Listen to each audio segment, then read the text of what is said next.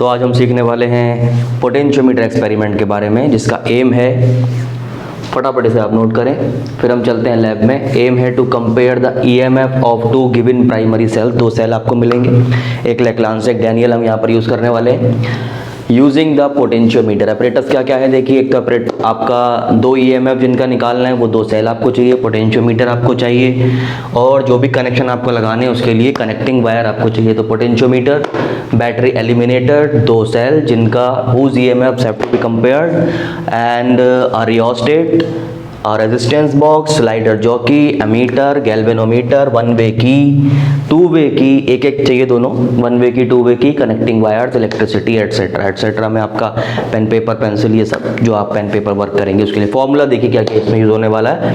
Formula जैसा कि हम पोटेंशियोमीटर में हमने देखा, ratio of EMFs of two cells of EMF E1 E2, ये E1 E2 है, ईएमएफ है दोनों सेल्स के।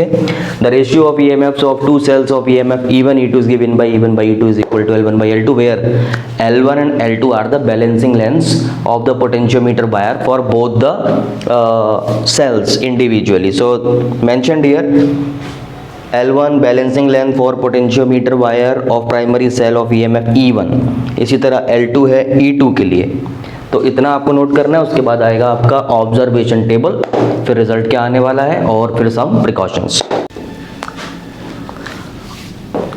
तो फॉर्मूला के बाद है आपका ऑब्जर्वेशन टेबल। ऑब्जर्वेशन टेबल है ये, फटाफट से बना लेंगे, कुछ नहीं है इसमें, 4 कॉलम है, सीरियल नंबर, कितनी बार आपको एक्सपेरिमेंट करना है, 1 2 3 बार, कोई ग्राफ नहीं है इसमें। जिस एक्सपेरिमेंट में ग्राफ ना हो, कम से कम 3 बार उसको आप परफॉर्म कीजिए, और जो भी वैल्यू आपकी फाइनल आए उनका एवरेज ले लीजिए, वो एवरेज आपकी सबसे बेस्ट वैल्यूज होगी, और उस कैलकुलेशन को आपको ब्लैंक पेज पर दिखाना है। Balancing length for first primary cell of EMF E1 L1 में होगी, जिस सेंटीमीटर्स में आने वाली है। इसी तरह balancing length for primary cell second primary cell of EMF E2, और उसके बाद फाइनल फार्मूला आपका E1 by E2 is equal to L1 by L1, जो कि आप जानते हैं। और उसके बाद जो रिजल्ट आपका आने वाला है कि the ratio of EMF of two given primary cell is E1 by E2, E1 by E2 is equal to dash लगा दिया है यहाँ पर, जो L1 के साथ में कोरस्पॉन्डिंग L2 आएगा, फिर उसके बिहाफ पर E1 by E2 की एक वैल्यू आएगी, फिर दूसरी वैल्यू आएगी, फिर थर्ड वैल्यू आएगी। तीनों में से आप तीनों का एवरेज ले लेंगे, तीनों का ऐड करेंगे, 3 से डिवाइड करेंगे। अगर आप 4 वैल्यूज ले रहे हैं तो 4 का एवरेज निकालेंगे, चारों को सम करके 4 से डिवाइड करेंगे। तो उस तरह से आपकी जो एवरेज में जो वैल्यू आएगी वो होगा आपका एवरेज E1 by E2, वो आपके ऑब्जर्वेशन के अकॉर्डिंग सबसे अच्छी वैल्यू होगी। रिजल्ट आने के बाद कैलकुलेशन करके प्रिकॉशंस लिखना मैंडेटरी है। 3-4 प्रिकॉशंस आपको देनी होती हैं। इलेक्ट्रिसिटी में कुछ कॉमन प्रिकॉशंस होती हैं, जैसे all the connection should be neat and tight, हर जगह कनेक्शन तो आपको लगाने ही पड़ेंगे, तभी सर्किट बनेगा, तभी आपका एक्सपेरिमेंट होगा। और उसके बाद जैसे यहाँ पर ईएमएफ ऑफ बैटरी है, एलिमिनेटर का जो ईएमएफ रहता है, that should be greater than the individual both cells EMF. ये जो दोनों सेल आपने लगाए हुए हैं, इन दोनों के इंडिविजुअल ईएमएफ से ज़्यादा रखना है। कैसे होगा? 2 वोल्ट से ज़्यादा रखना है आपको, क्योंकि ये दोनों लैक्लांस से डैनियल सेल 2 वोल्ट से ज़्यादा नहीं बन सकते हैं। 2 वोल्ट का ये आउटपुट ये देते हैं। डैनियल सेल तो 1.7 1.8 तक देता है, और जो लैक्लांस से सेल है वो मैक्स टू मैक्स आपको 2 वोल्ट तक दे सकता है। आयोनाइजेशन पर बेस्ड होते हैं ये, लैब में देखेंगे कैसे काम करते हैं।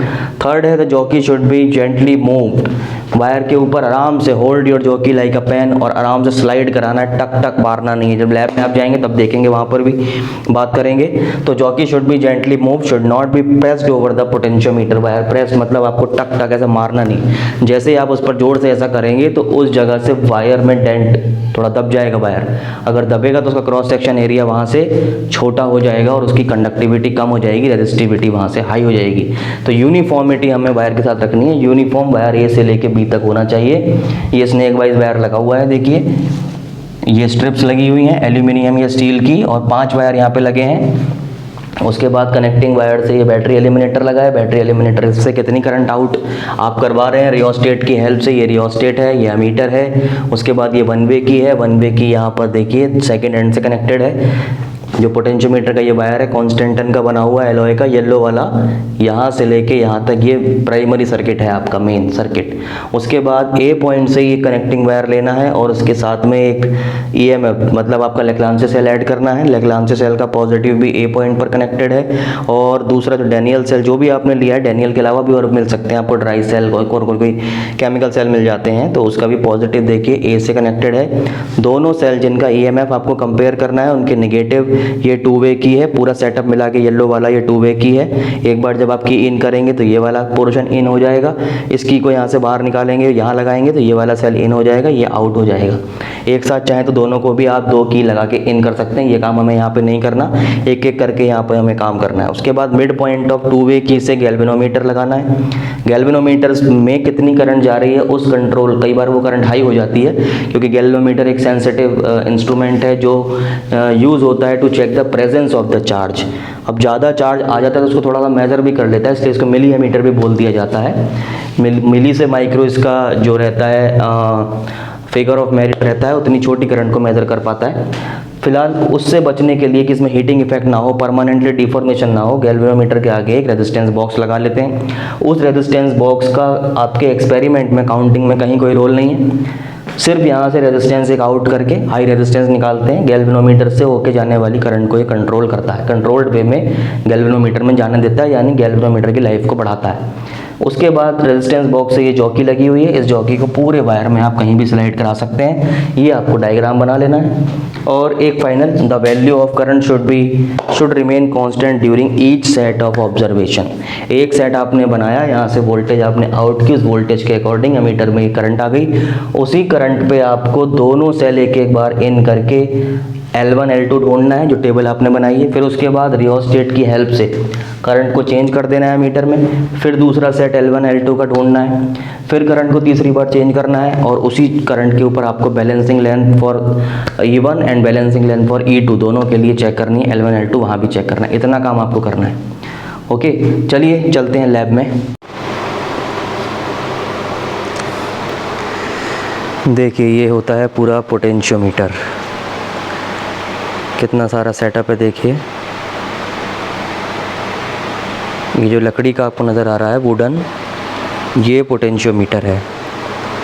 सबसे पहले इस पोटेंशियोमीटर को देखते हैं इसमें क्या क्या लगा हुआ है। इसमें देखिए, जैसे मीटर ब्रिज में वायर आपने देखा है, 1 मीटर का वायर एलॉय का बना होता है जो कॉन्स्टेंटन या मैग्नीन का होता है।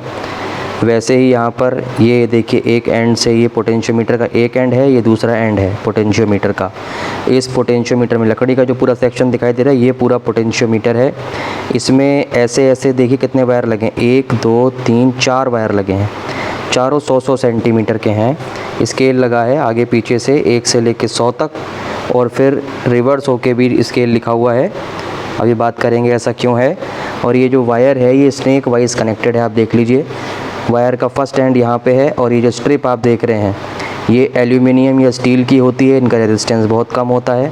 यहाँ पर ये स्क्रू लगा है, उससे फिक्स है ये वायर यहाँ जा रहा है।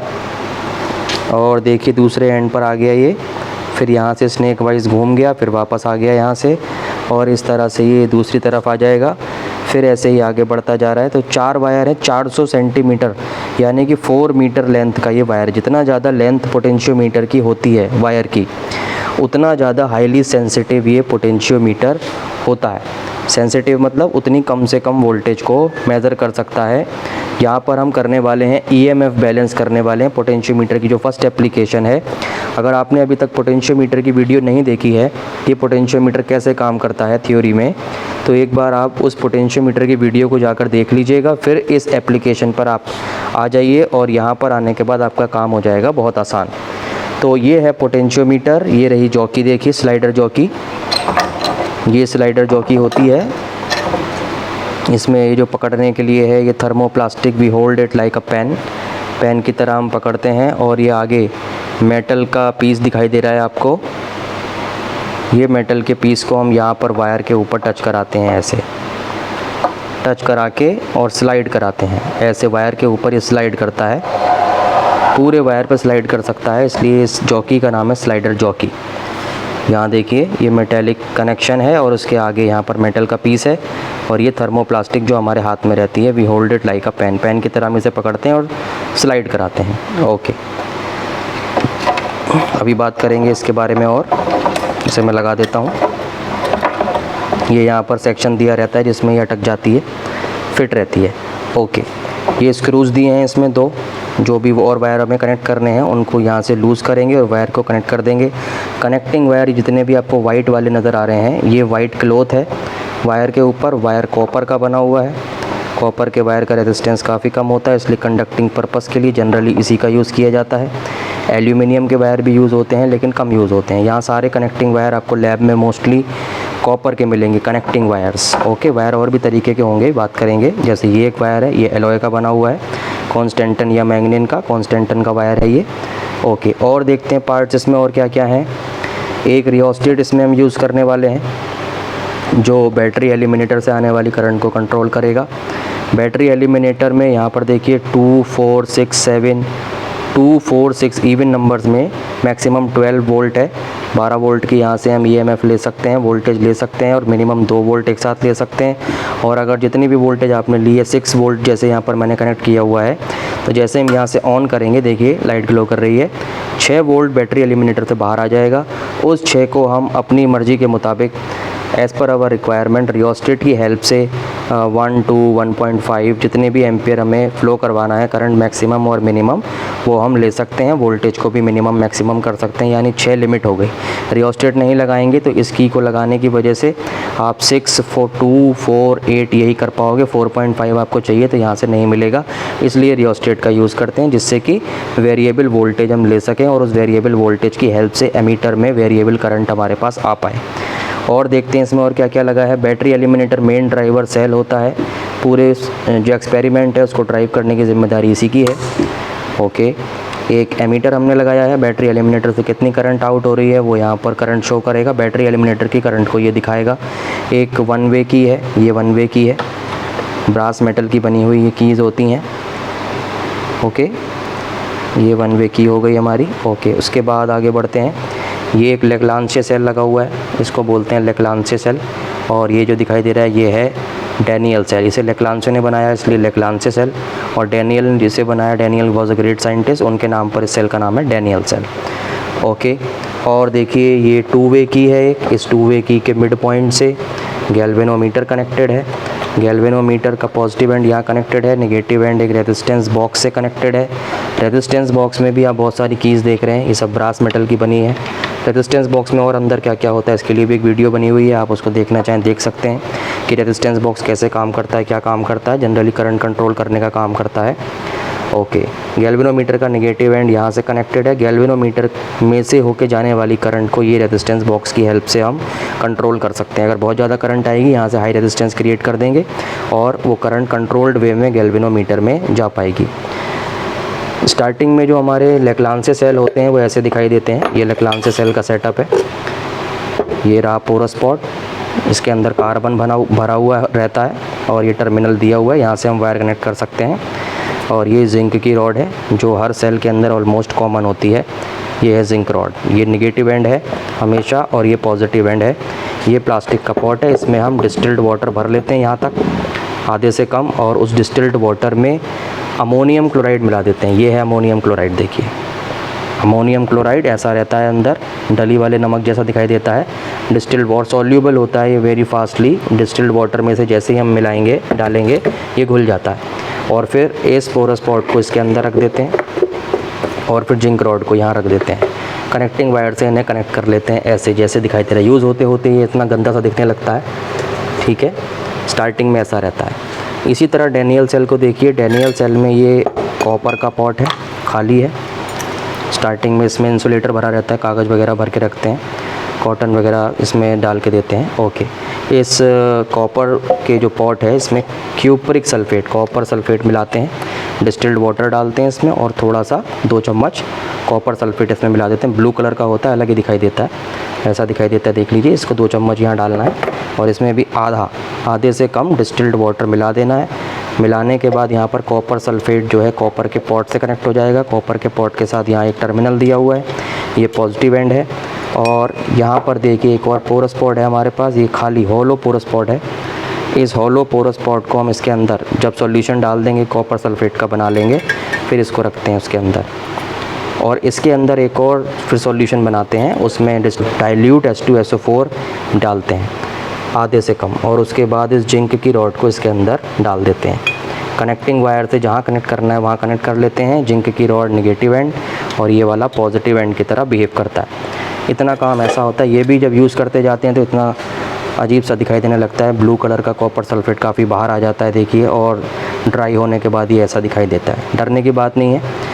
जैसे ही आप प्रैक्टिकल अपना फिनिश कर लें उसके बाद आप जो है कम से कम 2 बार अपने हाथों को अच्छी तरह धो लें, जिससे कि जो भी केमिकल आपके हाथ में आए हैं, कांटेक्ट में आए हैं, उनका असर थोड़ा सा कम हो जाए, क्योंकि पता नहीं कौन सा केमिकल किस बॉडी को कैसे रिएक्ट करेगा, इसलिए ध्यान रखें। बिना हाथ धोए कुछ खाएं नहीं साथ साथ। ओके, ये 2 वे की है।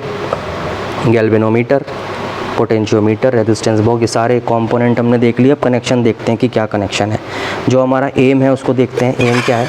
हम कर रहे हैं पोटेंशियोमीटर का फर्स्ट एप्लीकेशन। एक एप्लीकेशन, फर्स्ट का है सेकंड का है, कोई एक एप्लीकेशन हम ले रहे हैं। इस एक एप्लीकेशन में एम मैंने यहाँ पर मेंशन कर दिया है, to compare the EMF of 2 given primary cells using potentiometer. 2 cell आपको मिलेंगे, ये रहे वो 2 सेल, लेक्लांसे एंड डैनियल। इन्हीं दोनों का ईएमएफ वोल्टेज हमें आपस में कंपेयर करना है।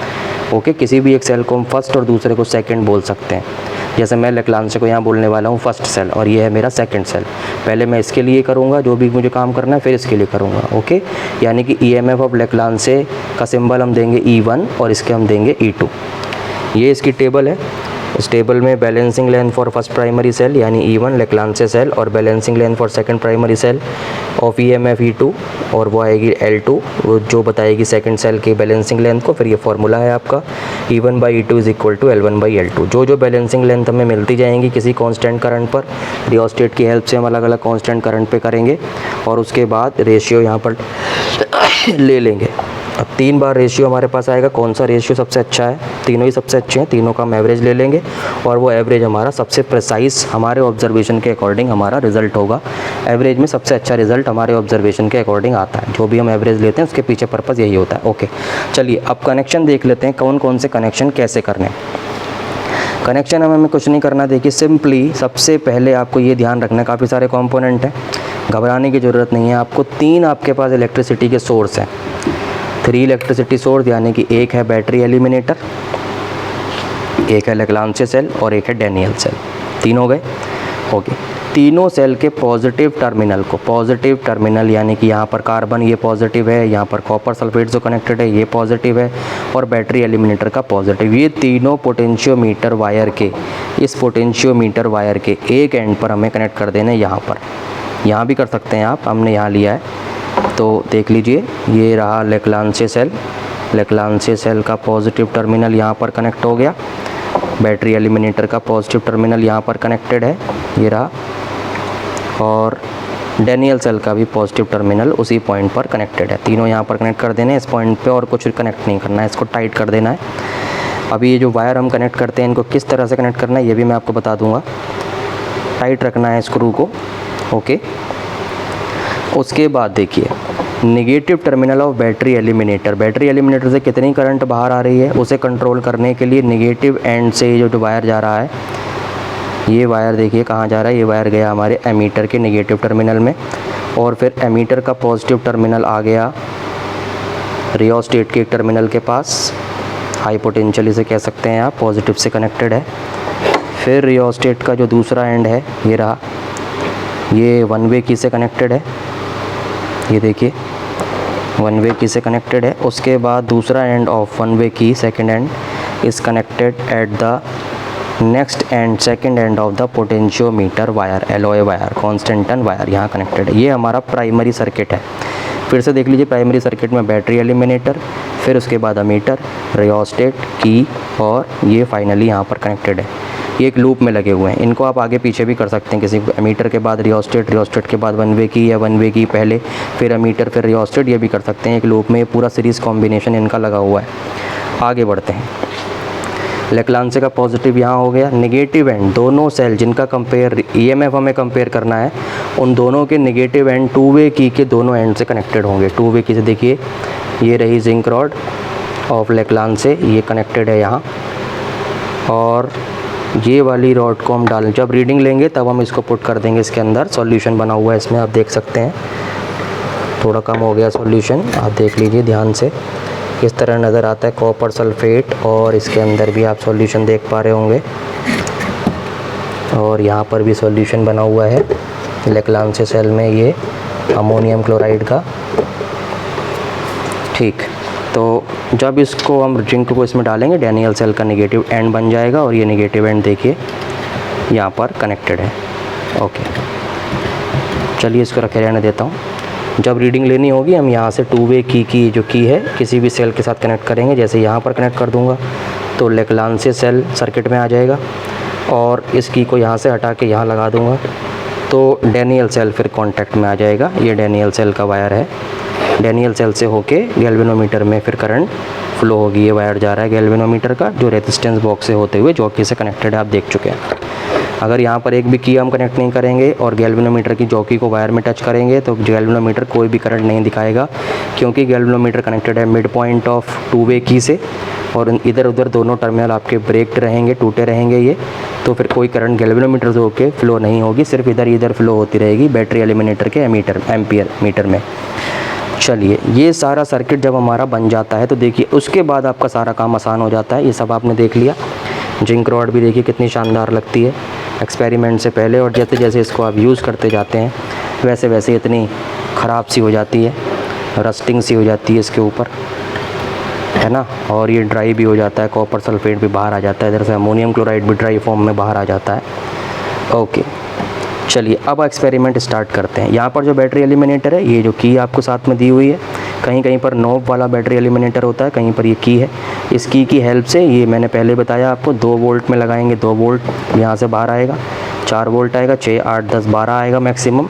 12 वोल्ट तक का जो वोल्टेज होता है ह्यूमन बॉडी के लिए सेंसिबल होता है, आपको झटका नहीं लगेगा करंट का, इसलिए परेशान होने की ज़रूरत नहीं है। लेबोरेटरी में 12 वोल्ट से ज़्यादा सप्लाई पे काम नहीं होता है। ओके, डायरेक्ट सप्लाई से आप कोई भी काम नहीं करेंगे, डायरेक्ट सप्लाई से बस बैटरी एलिमिनेटर में जाएगा। और इस बैटरी एलिमिनेटर के अंदर आप जानते ही हैं कौन लगा होगा, ट्रांसफार्मर, जो इस 220 वोल्ट सप्लाई को कन्वर्ट करके हमें 2, 4, 6 जितनी हमें चाहिए उतनी हम ले सकते हैं यहाँ से। चलिए, मैं इसको यहाँ पर फ़िलहाल 6 वोल्ट में लगा दे रहा हूँ। अब देखिए इसमें आपको एक्सपेरिमेंट कैसे करना है, बहुत सिंपल है। सबसे पहले 6 वोल्ट यहाँ पर आपने सेट कर लिया एक वोल्टेज, उस वोल्टेज को आपको चेंज नहीं करना, क्योंकि रियोस्टेट लगा है। इस 6 को हम 5, 4 जितना हम चाहें उसके हिसाब से करंट यहाँ ले लेंगे। तो यहाँ पर आपको देखना है, मैं अमीटर में एक करंट सेट कर लेनी है, उस सेट करंट पर आपको L1 L2 दोनों चेक कर लेने। कैसे करेंगे देखिए, बहुत सिंपल है। सबसे पहले यहाँ से सर्किट ऑन करेंगे, ये ऑन हो गया। ऑन करने के बाद आपको यहाँ एलिमिनेटर ऑन कर लेना है, ऑन हो गया। ये 6 वोल्ट देखिए चालू हो गया, ये 6 वोल्ट के अकॉर्डिंग एमीटर में आप देखिए यहाँ पर करंट कुछ शो हो रही है। ऑफ़ कर देता हूँ एक बार, ये देखिए ऑफ़ किया मैंने, करंट बंद हो गई है मीटर से।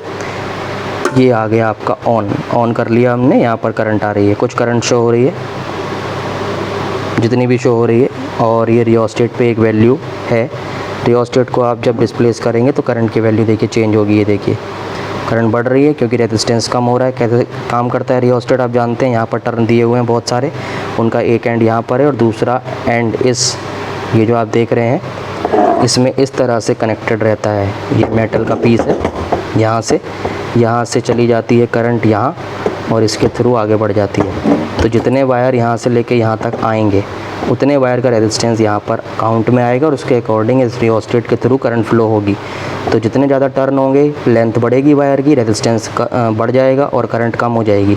जितना आप इसे इधर करते जाएंगे टर्न जो है काउंटिंग में कम आने लगेंगे, कम जगह में कम टर्न आएंगे और करंट बढ़ेगी। देख लीजिए आप यहाँ पर देखिए, ये मैंने ऑन कर रखा है, अभी करंट काफ़ी हाई है और टर्न सबसे कम लिए हुए हैं। ये देखिए यहाँ पर ये मेटल की स्ट्रिप कनेक्टेड है। अब जैसे जैसे मैं इसको आगे बढ़ाऊंगा यहाँ पर करंट की वैल्यू एमीटर में कम होने लगेगी। ये देखिए हो रही है कम, जैसे जैसे आगे जाता जाएगा ये कम होता जाएगा। क्यों? क्योंकि जो टर्न है रियोस्टेट के जो काउंटिंग में आ रहे हैं वो बढ़ते जा रहे हैं, उनकी लेंथ बढ़ती जा रही है। एक टर्न की 1 मीटर है तो 2 टर्न की 2, 3, 4, 5 ऐसे लेंथ बढ़ेगी, रेजिस्टेंस बढ़ेगा, करंट की वैल्यू कम होने लगेगी।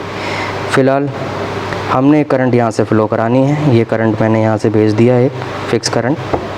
चलिए बीच में रख लेता हूँ इसे। ये करंट है हमारी, अब इसको भूल जाइए, ये हमारा मेन सर्किट बन गया। उसके बाद आगे आ जाते हैं। लेक्लान से हमारा पहला सेल है तो मैं फर्स्ट की को इन करता हूँ। ये फर्स्ट की यहाँ लगा देनी है, ये लग गई। अब देखिए क्या काम करना है आपको, इस जॉकी को उठाना है और जॉकी को उठाने के बाद यहाँ से मैंने 500 ओम बाहर निकाल देता हूँ रेजिस्टेंस बॉक्स से। इस रेजिस्टेंस का कोई रोल नहीं है कैलकुलेशन में। ये रेजिस्टेंस बॉक्स बस गैल्वेनोमीटर से जो करंट आएगी फ्लो होगी। जैसे ही जॉकी को हम यहाँ पर टच करेंगे वायर में, ये देखिए मैं वायर में टच करूँगा और गैल्वेनोमीटर में कुछ शो होगा करंट, ये देखिए शो हो रही है, इस तरह ये शो होगी। इस करंट को कंट्रोल करता है बस ये रेजिस्टेंस बॉक्स का ये काम है। कभी भी आप गैल्वेनोमीटर का कोई भी एक्सपेरिमेंट करें उसके आगे नेगेटिव एंड से एक रेजिस्टेंस बॉक्स लगा सकते हैं और उससे रेजिस्टेंस लगा के करंट को कंट्रोल कर सकते हैं, वरना आपका गैल्वेनोमीटर डैमेज हो सकता है। हीट प्रोड्यूस हो जाएगी उसमें और जो हाई करंट फ्लो होगी उसके अकॉर्डिंग वो डैमेज हो सकता है, परमानेंटली उसमें डिफॉर्मेशन आ जाएगा। ओके, अब लेक्लांचे सेल लग चुका है। सर्किट देखते हैं आपका सही है या नहीं। सही है या नहीं के लिए जो आपका पोटेंशियोमीटर वायर है आपको वहाँ पर फोकस करना है, दोनों एंड्स पर पोटेंशियोमीटर वायर के, और गैल्वेनोमीटर को देखना है। ये देखिए एक एंड पर आप जब टच करेंगे तो गैल्वेनोमीटर में एक तरफ करंट शो होना चाहिए, ये देखिए ये एक तरफ जा रहा है, गैल्वेनोमीटर के ज़ीरो से एक तरफ करंट जा रहा है। ये मैंने वायर जॉकी को उठा लिया फिर वापस लगाया, ये देखिए एक तरफ जा रहा है। इसी तरह यहाँ से हटा के जब आप दूसरे एंड पर लगाएंगे जॉकी को तो गैल्वेनोमीटर में ये करंट दूसरी तरफ जाना चाहिए, तभी आपका सर्किट सही है। अभी देखिए मैंने उठा रखा है, जैसे ही मैं टच कराऊंगा ये आराम से टच कराना है, ये देखिए दूसरी तरफ जा रहा है, यानी कि आपका सर्किट बिल्कुल सही है। अगर दोनों पॉइंट्स में करंट एक बार एक तरफ और दूसरी बार दूसरी तरफ जाता है तो इसका मतलब साफ है इस 400 सेंटीमीटर के वायर में, 400 सेंटीमीटर के वायर में कहीं ना कहीं एक ऐसा पॉइंट रहेगा जब गैल्वेनोमीटर की निडल इस तरह से ज़ीरो पे आके सेट हो जाएगी। भाई जब भी तो एक तरफ एक जा रही है दूसरी तरफ ऐसे जा रही है तो बीच में कोई ना कोई पॉइंट ऐसा होगा ना, तभी तो ऐसे से ऐसे गई होगी। ये वाली चीज़ आपको देखनी है। कई बार ऐसा भी होता है कि आप दोनों एंड पे लगाएंगे और एक ही तरफ दिखाएगा। ऐसा कब होगा? जब केवल एक ही डायरेक्शन से करंट आ रही हो। अभी इसमें देखिए बैलेंसिंग लेंथ तो आप बड़ी आसानी से ढूंढ लेंगे। आपको ये भी पता होना चाहिए कि कब टच कराने पर बैटरी एलिमिनेटर से जो करंट आ रही है उसकी करंट गैल्वेनोमीटर दिखा रहा है या सेल से करंट दिखा रहा है। गैल्वेनोमीटर दोनों करंट को दिखा रहा है बैटरी एलिमिनेटर की करंट को भी दिखा रहा है और सेल की करंट को भी दिखा रहा है। तो कब ये कौन सी करंट को दिखा रहा है? देखिए पोटेंशियोमीटर में हमने देखा है जो वायर है, वायर पोटेंशियोमीटर से आने वाली, बैटरी एलिमिनेटर से आने वाली करंट को दिखाएगा। जितना ज़्यादा आप वायर लेंगे, गैल्वेनोमीटर तो एक ही है, गैल्वेनोमीटर में दोनों तरह की करंट आ सकती है। अब जिसका वोल्टेज जब ज़्यादा होगा गैल्वेनोमीटर उसी डायरेक्शन में करंट को दिखा देगा। तो अगर आपने वायर का काउंटिंग लिया सिर्फ इतना सा, ये इतना छोटा वायर यहाँ से लेकर और यहाँ तक ये वायर लिया आपने इतना, यानी कि बैटरी एलिमिनेटर से जो 6 वोल्ट के अकॉर्डिंग आपने करंट सेट करके वोल्टेज लिया है, 6 से कम ही होगा ये, मान लीजिए 4 से 5 के बीच में होगा, ये जितना भी होगा 6 से कम है, कंट्रोल कर लिया है रियोस्टेट की हेल्प से। तो सपोज़ कि वो 4.5 वोल्ट है, तो उस 4.5 वोल्ट तो यहाँ से लेकर यहाँ तक पूरे पे है। आप यहाँ टच कराएंगे इस कंडीशन में, फुल डिफ्लेक्शन गैल्वेनोमीटर इसके अकॉर्डिंग जो दिखा रहा है, जो राइट साइड में दिखा रहा है डायरेक्शन, यानी कि ये डायरेक्शन यहाँ टच कराने पर ये बैटरी एलिमिनेटर से आने वाली करंट फ्लो यहाँ पे हो रही है। जब हम यहाँ पे फ्लो टच कराते हैं ऊपर, उस कंडीशन में देखिए डायरेक्शन दूसरी तरफ है। इस कंडीशन में जो करंट गैल्वेनोमीटर से होके जा रही है, ये करंट लेक्लांचे सेल से होके आने वाली करंट है। लेक्लांचे सेल से होके आने वाली करंट है। लेक्लांचे सेल और डैनियल सेल ये दोनों फिक्स वोल्टेज वाले हैं, फिक्स ईएमएफ वाले हैं। ये अपने ईएमएफ को चेंज नहीं करेंगे पूरे एक्सपेरिमेंट में। बस वायर की जो लेंथ हम काउंटिंग में लेते हैं, कभी हम जॉकी को यहाँ लगाते हैं, कभी हम यहाँ लगाते हैं, उसके अकॉर्डिंग वोल्टेज ये दिखाता है। तो उसके अकॉर्डिंग हमारा बैटरी एलिमिनेटर की वोल्टेज में हम यहाँ से वेरिएशन करवाते हैं। ठीक है, ये आपने पोटेंशियोमीटर में भी सीखा हुआ है। यानी कि अगर आपने 6 वोल्ट वहाँ से दिया हुआ है तो वो 6 वोल्ट यहाँ से लेकर यहाँ तक, ये 6 वोल्ट पे है और ये 0 वोल्ट पे है।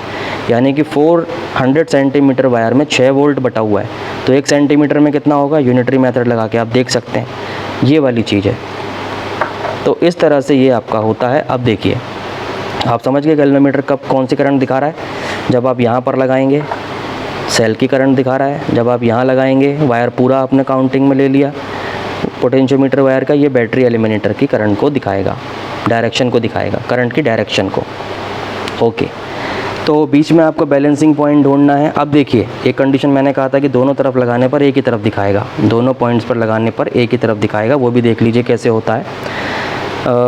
मैं यहाँ से बैटरी एलिमिनेटर को ऑफ़ कर देता हूँ। ये मैंने ऑफ़ कर दिया, देखिए।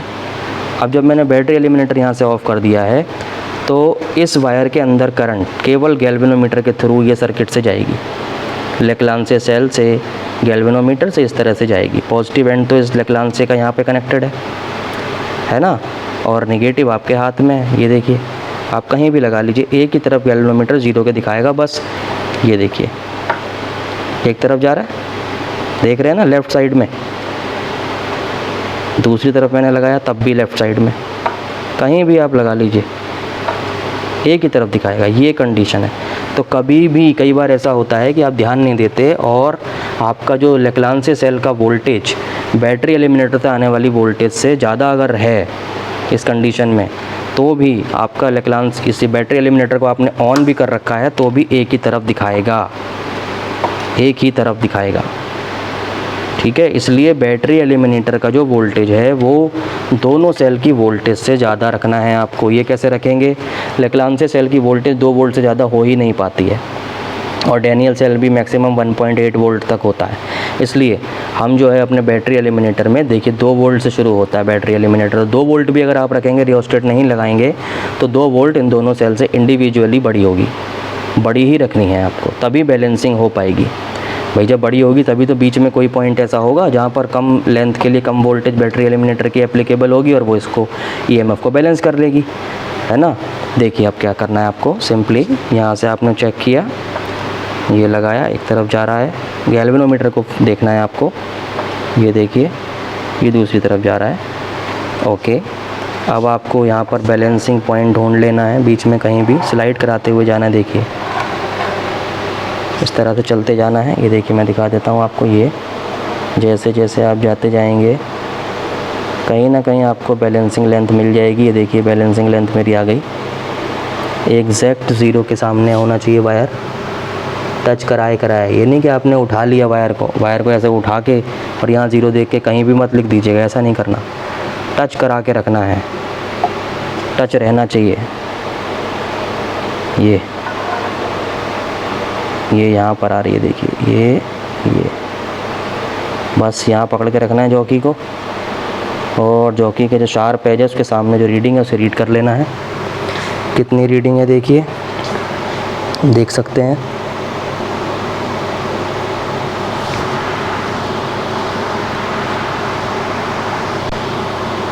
ये देखिए वायर यहाँ से स्टार्ट हुआ, ए पॉइंट से हाई पोटेंशियल वाले से, पॉजिटिव से जिससे कनेक्टेड हैं, 100 सेंटीमीटर वो हो गया। 100 के बाद उधर से घूम के आ रहा है वायर स्नेक वाइज, तो ये कितनी लेंथ हो गई 100, और उसके नीचे है देखिए, ये मैं रीड करता हूँ यहाँ से।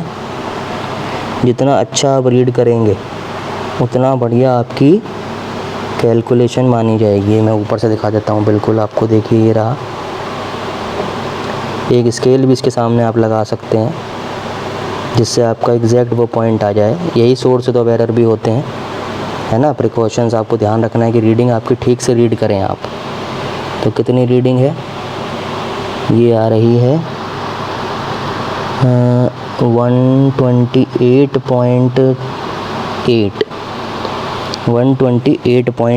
100 सेंटीमीटर तरह से आया, फिर घूम के 1 2 3 4 ऐसे करते करते 28 के सामने है। देखिए 20 to 29 बहुत ही पास है, 28.8। सो 128.8 बैलेंसिंग लेंथ हमारी फर्स्ट सेल की हो गई। इसको हम यहाँ नोट कर लेंगे, मैंने टेबल जो बना के रखी हुई है 128.8 सेंटीमीटर्स में है, ये वैल्यू हमारे पास आ गई। इसे बाद में हम देखेंगे। अब इसी तरह से आपको क्या करना है, इस की को यहाँ से निकाल देना है और दूसरे सेल के साथ लगा देना है, डैनियल के साथ, और फिर से यही काम करना है। कनेक्शन चेक कर लेना है सबसे पहले। ये देखिए एक तरफ जा रहा है, पूरा जाए ना जाए वो डिपेंड करता है अपने रेजिस्टेंस बॉक्स से कितना रेजिस्टेंस निकाला हुआ है, उसके अकॉर्डिंग ये दिखाएगा आपको। ये दूसरी तरफ जा रहा है, देखिए आप चाहें तो बीच में यहाँ से रेजिस्टेंस को चेंज भी कर सकते हैं, क्योंकि वो सिर्फ गैल्वेनोमीटर से आने वाली करंट को कंट्रोल कर रहा है। ये देखिए डैनियल सेल के लिए गैल्वेनोमीटर में एक तरफ डिफ्लेक्शन, देखिए कम डिफ्लेक्शन जा रहा है लेकिन जा रहा है। ये डिपेंड कर रहा है रेजिस्टेंस बॉक्स से आपने कितनी की निकाली हुई है। और डैनियल सेल काफ़ी कम वोल्टेज का लग रहा है, इसीलिए इतनी कम दिखा रहा है ये वोल्टेज। तो आप चाहें तो यहाँ से रेजिस्टेंस बॉक्स की वैल्यू से रेजिस्टेंस को कम करके गैल्वेनोमीटर में जाने वाली करंट को बढ़ा भी सकते हैं। देखिए मैंने 500 हटा दिया और 200 ओम निकाल दिया यहाँ से। अब देखेंगे ये सेल की करंट बढ़ जाएगी थोड़ी। देखिए फुल डिफ्लेक्शन हो गया, और ये तो बैटरी एलिमिनेटर से आ ही रही है पहले। अब यहाँ पर आप अपना बैलेंसिंग लेंथ ढूंढ लीजिए।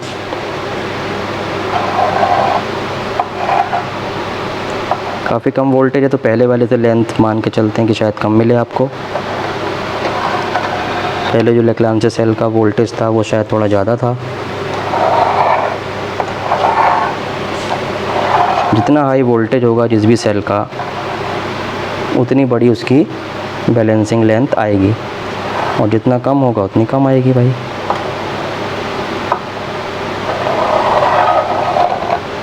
ओह देखिए डैनियल सेल की तो बहुत ही कम आ रही है, यानी ये बहुत कम वोल्टेज का डैनियल सेल है।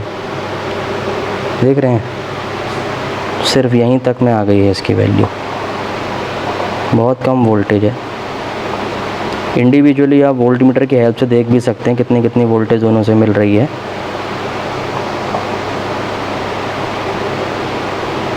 ये ज़ीरो के सामने आपको एग्जैक्ट रखना है। ये देखिए ये हो गया फिक्स, ज़ीरो के ठीक सामने है। और नीडल से हम पढ़ लेते हैं, मैं पढ़ के बताता हूँ आपको कितना है।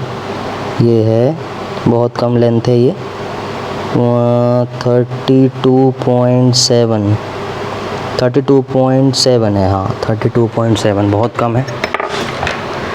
कोई बात नहीं, हो सकती है, आपको घबराना नहीं। जितनी कम से कम वोल्टेज होगी उतनी लेंथ कम होगी, जितनी हाई वोल्टेज होगी बैलेंसिंग लेंथ उतनी ज़्यादा हो जाएगी।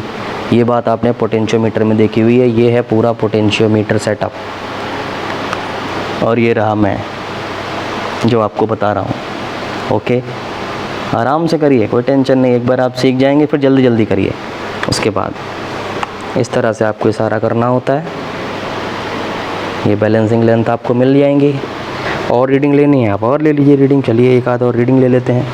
रियोस्टेट से करंट को चेंज करते हैं। ये करंट अभी इतनी थी, देखिए शुरू से लेकर एंड तक की करंट वैसी ही है।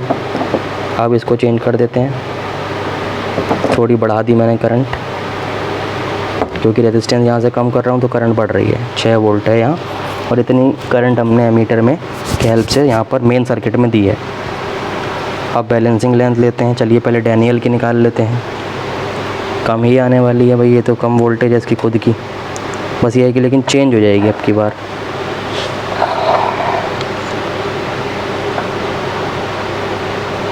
देखिए और भी कम आ रही है अब। ये आ रही है 22.7, 23 थोड़ी पीछे है, 22.7। और लेक्लांचे के लिए देखते हैं। लेक्लांचे लगा दिया अब हमने, एक तरफ ये दूसरी तरफ। क्या लगता है पहले कितनी लेंथ आई थी उससे ज़्यादा मिलेगी या कम मिलेगी बैलेंसिंग लेंथ? इसकी भी कम हो जाएगी। पहले कितनी मिली थी? 128.8। कोई बात नहीं, आगे बढ़ते हैं, देखते हैं कितनी मिल रही है। ये देखिए काफ़ी कम हो रही है, ये रही। बैटरी एलिमिनेटर जितनी वोल्टेज आप बढ़ाते जाओगे उतनी ये जो वोल्टेज बैलेंसिंग लेंथ वाली लेंथ है, ये लेंथ आपको कम से कम मिलती जाएगी। ये देखिए ये एकदम एज पे आ गई। ऊपर भी चेक कर लेते हैं।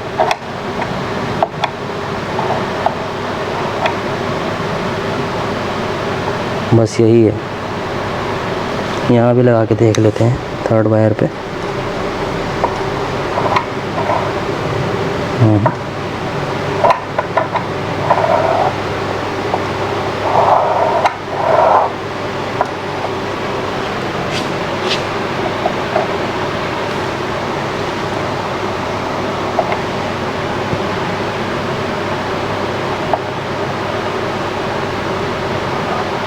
ये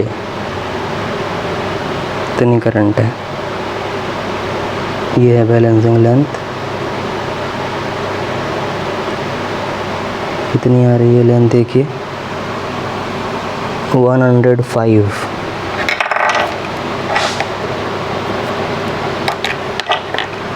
ऐसा क्यों हो रहा है कि बैटरी एलिमिनेटर से जब आपने करंट ज़्यादा दी, वोल्टेज ज़्यादा यहाँ से अलाउ कराई सर्किट में, तो बैलेंसिंग लेंथ कम हो गई।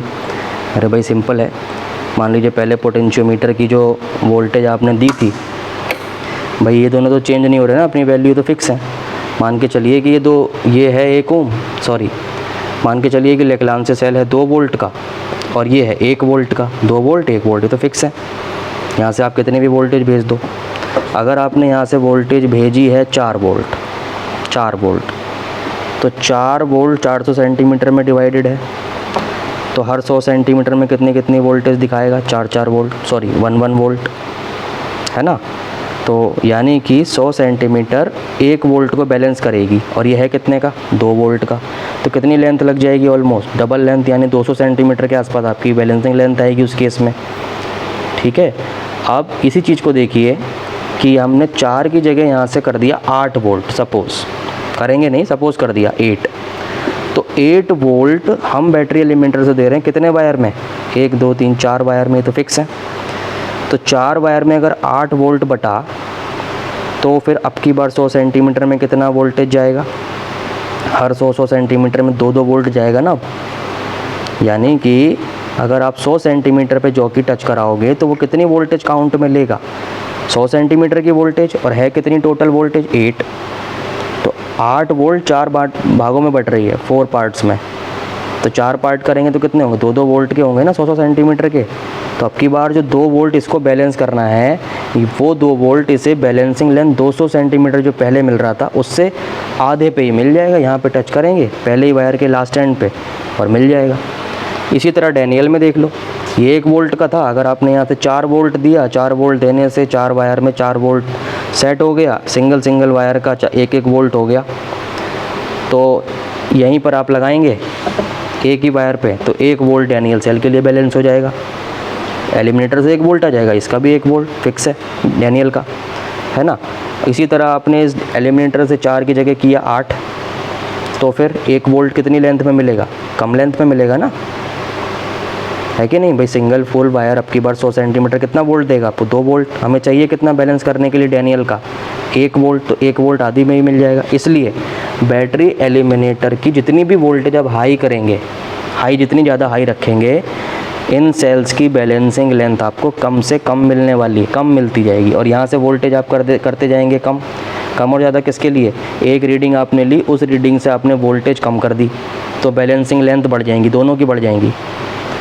एक रीडिंग आपने ली, अगली रीडिंग में आपने बैटरी एलिमिनेटर की वोल्टेज को बढ़ा दिया, जैसे अभी हमने किया था, करंट को बढ़ाया तो वोल्टेज भी बढ़ गई ना, आई प्रोपोर्शनल टू वी, तो वोल्टेज बढ़ गई, बैलेंसिंग लेंथ कम हो गई।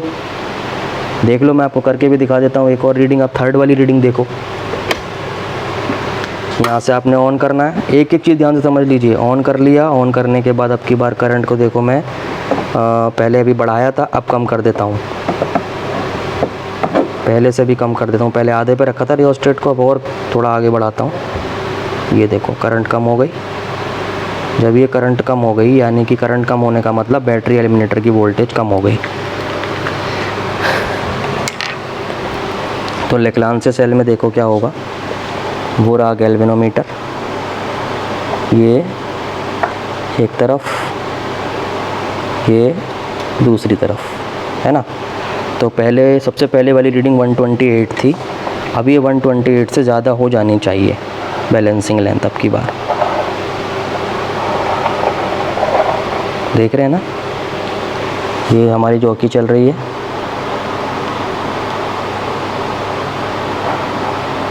ये 0 के पास जा रहे हैं हम, ये देखिए 0 मिल गया, थोड़ा सा और,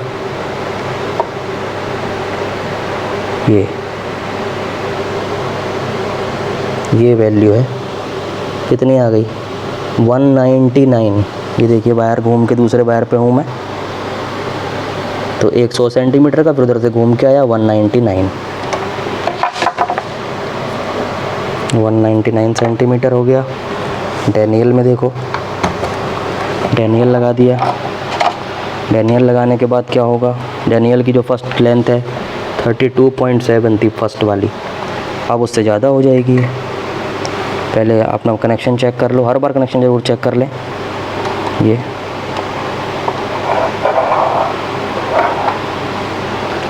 जितना ज़्यादा प्रैक्टिस करेंगे उतना ज़्यादा आपका काम आसान होगा और आपको इजी लगेगा करने में। आराम से आपको करना है। देखिए ये 0 पे आ गए हम, एग्जैक्ट 0 है, एकदम सामने से आपने देखना है। ये रहा, और प्रिसाइज कर लेते हैं, थोड़ा और सही करते हैं। ये आ देखिए, ये बिल्कुल सही है। ये कितनी है रीडिंग देख रहे हैं, 42 से 43 के बीच में आ रही है। 42 के थोड़ा ही आगे है, ये देखिए 42, हाँ हाफ से थोड़ा आगे है, 42.8 लग रही है ये, 42.8 पहले से बढ़ गई ना। बस इनके बिहाफ पे हम अपना जो है रीडिंग के बिहाफ पे अपना रेशियोज़ ले लेंगे और फिर उन रेशियोज़ का एवरेज ले लेंगे, तो हमारा सबसे आसान, सबसे बढ़िया रिज़ल्ट हमारा पोटेंशियोमीटर का आ जाएगा। जब ये सारा काम आपका हो जाए तो कैलकुलेशन के लिए आपको ब्लैंक पेज यूज़ करना है। कैलकुलेशन के लिए ब्लैंक पेज पर आपको कैलकुलेशन करनी है। उसमें जैसे आपके जो 3 रीडिंग्स आपने निकाली थी, तो केस 1 में E1/E2 is equal to L1/L2। Table में देख लीजिए, मेरे ख्याल से 128.8 था और डिवाइडेड बाई L2 की वैल्यू 32.7। ये वैल्यू आपकी L1 L2 फर्स्ट आपका रीडिंग थी, फर्स्ट कांस्टेंट करंट पे। इसी तरह से सारे लिख लेंगे अपनी टेबल में देखकर। यहाँ पर मेरे ख्याल से था 105 डिवाइडेड बाई 22/7 और यहाँ पर था आपका 199 डिवाइडेड बाई 42.8। ये तीनों वैल्यूज आपको लिख लेनी है। उसके बाद इनको कैलकुलेट कर लेना है और कैलकुलेट करके जो भी वैल्यू आएगी उसे यहाँ पर आगे लिख लेना है। वो आपकी फर्स्ट सेट ऑफ रीडिंग के अकॉर्डिंग E1/E2 जो आप कंपेयर कर रहे थे पोटेंशियोमीटर का यूज़ करके, 2 सेल्स के EMF का जो रेशियो है वो आपको यहाँ मिल जाएगा। इसको आप सॉल्व करेंगे तो ये आ जाएगा आपका 3.938 जो अप्रॉक्सीमेटली है 3.94, राउंड ऑफ कर दिया सेकंड प्लेस पर। इसी तरह से जो ये वाली वैल्यू है इसको भी आप कर लेंगे। इसी तरह से जब इसको आप सॉल्व करेंगे तो ये आपको मिलेगा 4.625। कैलकुलेट कर लीजिएगा इसे, और 4 ये राउंड ऑफ करने पे हो जाएगा 4.63। कोई रेशियो, कोई यूनिट यहाँ पर नहीं होगा क्योंकि दोनों ही EMF हैं, दोनों ही लेंथ के रेशियो हैं, सेंटीमीटर कैंसिल हो जाएगा। इसी तरह इसका भी देख लीजिए कितना आ जाएगा। ये मिलेगा आपको 4.649। इसको भी आप राउंड ऑफ कर लेंगे सेकंड प्लेस पर, तो ये हो गया आपका 4.65। ये आपके 3 अलग अलग सेट के अकॉर्डिंग E1/E2 में 3.94, यहाँ पर 4.63 और इसमें 4.65। तो आप देख रहे हैं ये वाली जो दोनों वैल्यू हैं काफ़ी क्लोज आई हैं एक दूसरे के, ये थोड़ी सी दूर आई है, हो सकता है इसमें कुछ एरर रहा हो। ओके, अब इन तीनों में से कौन सी रीडिंग हमारी सबसे बेस्ट है? सबसे बेस्ट तो कोई नहीं है, तीनों का एवरेज हम ले लेंगे, वो एवरेज सबसे प्रिसाइज होगा हमारे इन ऑब्जर्वेशंस के अकॉर्डिंग। तो मीन E1/E2, इन तीनों E1/E2 का मीन, इन तीनों वैल्यूज़ का मीन, तीनों को ऐड करेंगे, 3 से डिवाइड करेंगे। मीन लिखने का तरीका 2 तरह से मैंने लिख दिया है। इस तरह भी अगर आप किसी चीज़ को लिखते हैं, इसका मतलब लेस देन इक्वल टू के बीच में E1/E2 है, इसका मतलब भी है कि जो वैल्यू बीच में है इसकी मीन वैल्यू है ये। ओके, तो तीनों को हम ले लेते हैं। फर्स्ट इज 3.94, इसको भी आप सॉल्व कर लीजिए। सॉल्व करके आपको मिलेगा ये 4.40 वैल्यू आपकी फाइनल हो जाएगी। इस वैल्यू को आपने जो अपना ऑब्जर्वेशन टेबल के बाद हेडिंग डाला है रिजल्ट, उस रिजल्ट में है कि the ratio, required ratio of the 2 given primary cell E1/E2, उस E1/E2 की जगह पर जहाँ डैश लगा के आपने छोड़ा हुआ है, इस वैल्यू का वहाँ पर लिखेंगे। यहाँ जाके आपका एक्सपेरिमेंट हो जाएगा ख़त्म। तो उम्मीद करता हूँ आपको सारी बातें समझ में आ गई होंगी। एक बार फिर से देख लीजिए कि जो स्टेप्स होते हैं किसी भी एक्सपेरिमेंट को करने के लिए, वो कुछ 6-7 स्टेप्स हैं, उनको देख लीजिए। वो हमेशा इसी तरह से आपको अपनी लैब मैनुअल मेंटेन करनी है। सबसे पहला होता है आपका एम, आपको करना क्या है। फिर एम के बाद आता है उसमें क्या apparatus आप यूज़ कर रहे हैं, जो चीज़ें आपको चाहिए उसके अंदर क्या क्या इक्विपमेंट आप लगा रहे हैं, दैट इज apparatus। उसके बाद थर्ड नंबर पर आता है कोई थ्योरी या फिर प्रिंसिपल उसमें अगर है तो उसके बारे में आपको दिखाना होता है। और फिर फोर्थ नंबर पर आता है फॉर्मूला। कौन सा फॉर्मूला अगर आप उसमें यूज़ कर रहे हैं तो वो फॉर्मूला क्या है, फॉर्मूला यूज्ड। फिर आता है नंबर 5 पर आपका फॉर्मूला यूज़ के बाद आता है आपका ऑब्जर्वेशन टेबल, कि जो भी आप रीडिंग लेने वाले हैं उस एक्सपेरिमेंट की जो एम आपको यहाँ मिला है उसकी ऑब्जर्वेशन टेबल कैसी होनी चाहिए, वो ऑब्जर्वेशन आपको डिज़ाइन करनी है। फिर ऑब्जर्वेशन टेबल के बाद क्या रिजल्ट आपके पास आने वाला है, ये आपके पास होता है। और फाइनल लास्ट नंबर पे आ जाता है आपका 7th नंबर पे आ जाता है प्रिकॉशंस। कम से कम 3 से 4 प्रिकॉशन आप हमेशा लिखिए, 2 तो मिनिमम लिखिए ही लिखिए प्रिकॉशंस। ओके, तो ये कुछ 1 2 3 4 5 6 7 स्टेप्स हैं। किसी किसी एक्सपेरिमेंट में थ्योरी प्रिंसिपल नहीं होता तो एक कम हो जाएगा, किसी किसी एक्सपेरिमेंट में फॉर्मूला नहीं यूज़ होता, खाली थ्योरी प्रिंसिपल ही यूज़ हो रहा है, ठीक है, तो उसमें ये वाला केस कैंसिल हो जाता है, तो बाकी बचे रहते हैं। ये आपके लाइनिंग पेजेस में सारी चीज़ें चलेंगी। जो आपकी लैब मैनुअल है उस लैब मैनुअल में, लैब मैनुअल जो आप बनाते हैं उस लैब मैनुअल में एक तरफ आपका ये ऐसे रहता है, ये है ब्लैंक पेज और ये है आपका लाइनिंग वाला पेज। तो ये सारे के सारे जितने भी हैं 7 के 7 ये सब आपके लाइनिंग वाले पेज में रहेंगे। इस तरफ मैक्स टू मैक्स 2 से 3 पेज से ज़्यादा आपका फिल नहीं होगा, इतना कम काम होता है। प्रोसीजर आपको नहीं लिखना है 11 12 में, प्रोसीजर आप 9th में 10th में स्टेप्स क्लास 10th में 9th में ज्योमेट्री में आप लिख चुके हैं। Steps 1 we have drawn the line of 5 centimetre, then we have placed 2 points A and B, when we made we have just drawn angle by using protector और whatever. तो ये सारा काम हमें यहाँ नहीं करना है, यहाँ पर सीधा procedure, because we know how to perform the experiment. So फिर उसी के अकॉर्डिंग हमारे ऑब्जर्वेशंस आ रहे हैं, इसलिए प्रोसीजर ऐसे काइंड लिखने का फिजिक्स में कोई मतलब नहीं है कि आपको बस पेज भरने, ये काम आपको नहीं करना, टू दी पॉइंट आपको काम करना है। यहां पर आपके पास एक ऑप्शन है, ऑब्जर्वेशन टेबल को आप यहां भी बना सकते हैं लाइनिंग पेजेस में और ब्लैंक पेज पर भी बना सकते हैं। ब्लैंक पेज पर आपकी आती हैं 3 चीज़ें। एक होता है ब्लैंक पेज में जो भी डायग्राम उस एक्सपेरिमेंट में यूज़ हो रहा है, ब्लॉक डायग्राम है, सर्किट डायग्राम है, वो यहाँ आ जाएगा। और जो ऑब्जर्वेशन आपने यहाँ बनाए हुए हैं उन ऑब्जर्वेशन की कैलकुलेशंस वो आपको यहाँ दिखानी है, कैलकुलेशन यहाँ दिखानी होती है। और कैलकुलेशन के बाद अगर उस एक्सपेरिमेंट में कोई ग्राफ अगर है तो वो ग्राफ पेज पर ड्रॉ करके फिर उस ग्राफ पेज को यहाँ पर पेस्ट करना है आपको, वो ग्राफ यहाँ पे लगाना होता है। तो 3 चीज़ें ब्लैंक पेज पे रहती हैं, डायग्राम अगर है, कैलकुलेशन जो कि होगी ही होगी, ऑब्जर्वेशन आप लेंगे उनकी कैलकुलेशन आप करेंगे, और फिर कोई ग्राफ अगर है तो वो ग्राफ यहाँ पेस्ट कर देना है पेपर पे बना के, और ग्राफ पेपर पे बना के, और अगर नहीं है तो वो आपका काम कम हो गया। जैसे इस एक्सपेरिमेंट में कोई ग्राफ नहीं है तो यहाँ पर ग्राफ की वैल्यू कम हो गई।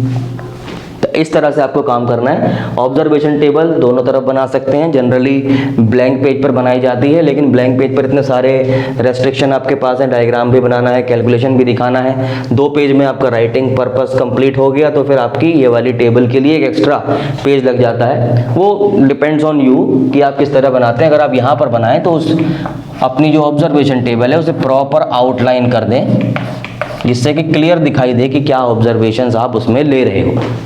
इस तरह से आपको किसी भी एक्सपेरिमेंट को करना है। एम लिखना है, थ्योरी फॉर्मूला प्रिंसिपल लिखना है, अपरेटस लिखना है, फॉर्मूला बताना है कौन सा है, ऑब्जर्वेशन टेबल, रिजल्ट क्या आने वाला है उसके बारे में लिखना है, और फिर कुछ प्रिकॉशंस उसके अंदर दिखानी है। इस तरह से आपका कोई भी एक्सपेरिमेंट हो जाता है कंप्लीट। चलिए मिलते हैं अपने नेक्स्ट वीडियो में, तब तक के लिए you keep practising, bye bye.